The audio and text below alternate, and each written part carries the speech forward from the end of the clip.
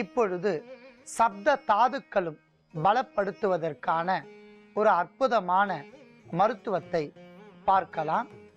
குறிப்பாக ஒவ்வொரு மனிதனும் உண்ணுகின்ற உணவு பல்வேறு வகையான சத்துக்களாக பிரிக்கப்படுகின்றன. பிரித்த சத்துக்கள் ஒவ்வொரு இடத்திலும் தங்கி தேவையான அளவிற்கு சத்துக்களாக மாற்றப்பட்டு மனித உடலை அற்புதமான முறையில் மேம்படுத்துகின்றன. நாம் உண்ணுகின்ற உணவின் மூலம் கிடைக்கக்கூடிய சத்துக்கள் அன்னமய கோஷம், பிராணமய கோஷம், விந்தணுக்கள் போன்றவற்றிற்கு அற்புதமான உயிர் சத்துக்களாக மாறுகின்றன. இந்த இடத்தில் உயிர் சத்துக்கள் குறைந்தால் சப்த தாதுக்களும் குறையும். 7 வகையான தாதுக்களும் குறைந்தால் அடிப்படை உள் உறுப்புகள் பாதிக்கப்படும். இவையெல்லாம் பாதிக்காமல் இருப்பதற்கும் விந்தணுக்களின் எண்ணிக்கை உயருவதற்கும் சிறந்த உடலை பெறுவதற்குமான ஒரு அற்புதமான மருத்துவத்தை பார்க்கலாம். அதற்காக நாம் எடுத்துக்கொண்ட அற்புதமான ஒரு பருப்பு பாதாம். அடிப்படை சத்துக்கள் உயர்த்தும், நரம்பு தளர்ச்சியை போக்கும், குறிப்பாக சப்த தாதுக்களை அதிகரிக்கும் என்பதால் நாம் பாதாம் பருப்பையும் எடுத்து வைத்துள்ளோம். அடுத்ததாக நாம் எடுத்துக்கொண்ட பொருள் முந்திரி. முந்திரி மிக சிறந்த உடலம் தேற்றி சப்த தாதுக்களில் விந்தணுக்களின் எண்ணிக்கையை உயர்த்தி மலட்டுத்தன்மையை நீக்கும். ஒலிகியோஃபோமியா, இம்பொட்டன்சி என்று சொல்லக்கூடிய மலட்டுத்தன்மையை நீக்கி உடலுக்கு சுறுசுறுப்பும் புத்துணர்ச்சியும் தரக்கூடிய அற்புதமான ஒரு பொருள் முந்திரி. ஆகையால் முந்திரியும் எடுத்து வைத்துள்ளோம். அடுத்ததாக நாம் எடுத்துக்கொண்ட பொருள் கசகசா. கசகசா ஒரு உடல் தேற்றி.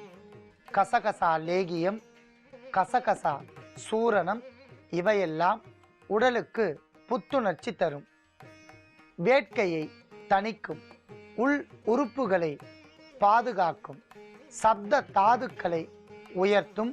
அதிகப்படியாக எடுக்காமல் அளவோடு எடுத்தால் மிக சிறந்த மருத்துவ குணம் வாய்ந்த ஒரு பொருள் என்பதால் நாம் கசகசாவையும் எடுத்து வைத்துள்ளோம். அடுத்ததாக நாம் எடுத்துக்கொண்ட பொருள் பனை வெல்லம். கருப்பட்டி என்றும் பெயர். வைட்டமின் ஈ சத்து மற்றும் உடலை தேற்றக்கூடிய அற்புதமான ஒரு பொருள். நரம்புகளுக்கு உரம் ஏற்றும், எலும்புகளுக்கு பலம் தரும், அதீத உடல் பலத்தை பாதுகாக்கும் என்பதால் நாம் பனை வெல்லத்தையும் எடுத்து வைத்துள்ளோம். அவன் அழகா தப்பிச்சு வருவான்.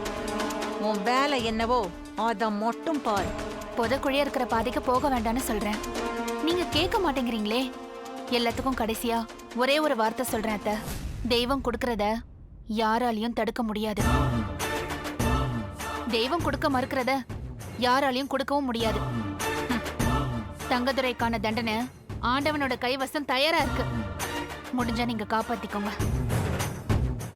பிரியாணி பாத்திரத்தில் நெய், கடலை எண்ணெய், பட்டை, மராட்டி மொட்டு, கல்பாசி, ஏலக்காய், பிரியாணி இலை, வெங்காயம், பூண்டு, முந்திரி, பிரியாணி மசாலா, தக்காளி, கல் உப்பு, மஞ்சள் தூள், கொத்தமல்லி, புதினா சேர்த்து நன்கு வதக்கவும். பின்னர் மட்டன், தயிர், சிறிது தண்ணீர் ஊற்றி கலந்து அதனுடன் சீரக சம்பா அரிசி சேர்த்து கொதித்த பின் பச்சை மிளகாய், புதினா சேர்த்து இறுதியாக தம் போட்டு இறக்கினால் சுவையான கொங்கு நாடு வெள்ளை மட்டன் பிரியாணி தயார். இப்போ உனக்கு கால் உடைஞ்சிருக்கும். தனோ பார்த்து சூதானமா நடந்துக்கோ. இந்த வீடு பயங்கரமான காடு மாதிரி, யாரு யாரு அழிப்பாங்கன்னே தெரியாது. அக்கா, இப்ப நான் என்னக்கா பண்றது? யோசிக்கவே யோசிக்காத. உன் புருஷன் தலையில நறுக்குன்னு 4 கொட்டு கொட்டி சம்மதிக்க வச்சிரு. புரியுதா? சரிக்கா. முதல்ல அந்த வேலையை பாரு. போ போ. செல்வி எங்க போயிருக்கான்னு சொல்லு. அதான் நீங்க சொன்னீங்களேம்மா அவங்க அம்மா அப்பா வீட்டுக்கு போயிருக்காங்க. கரெக்ட், அப்படிதான் சொல்லணும். சரி, சந்தோஷ்க்கு லெமன் டீ கொடுத்துட்டு உடனே வந்துடணும், புரிஞ்சுதா? சரிங்கம்மா. எப்படி? ஐயோ, உனக்கு கிரிமினல் மைண்ட் இல்லடி, நீயே கிரிமினல் தான் என் தங்கம். ஒரு நிமிஷம். இதோ வரேங்க. நல்ல லூசு குடும்பம்டா அது, என்ன சொன்னாலும் நம்புதுங்க.